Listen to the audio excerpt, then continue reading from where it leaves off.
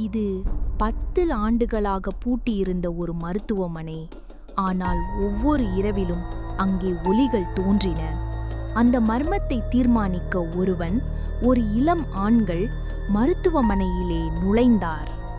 அந்த சமயத்தில் 5 நிமிடங்கள் கழித்ததே ஒரு மருத்துவர் ஸ்டெதஸ்கோப்புடன் எதிரில் தோன்றினார். அவரது முகம் தெளிவாக தெரியவில்லை, ஆனால் ஒரு இளமை பூண்ட சிரிப்புடன் ஒரு வார்த்தை கூறினார். சிகிச்சையை ஆரம்பிப்போமா? அந்த இளைஞன் வெளியே ஓட விரும்பினான், ஆனால் எல்லா கதவுகளும் பூட்டப்பட்டிருந்தன. அத்துடன் அந்த மருத்துவர் காற்றைப் போல சுற்றி வந்தார். அந்த இளைஞனை அறுவை சிகிச்சைக்கு உட்படுத்தினார். ஒரு கணம் கூட கடக்க முன் அவன் மயக்கமடைந்தான். இறுதியாக அவன் கண்கள் திறந்தபோது அவன்தான் அறுவை மேசையின் மேல் இருந்தான். ஆனால் இப்போது அவனின் உடலில் மருத்துவரின் கோட். இப்போது அவனே புதிய மருத்துவர், புதிய பலியை எதிர்நோக்கியவாறு.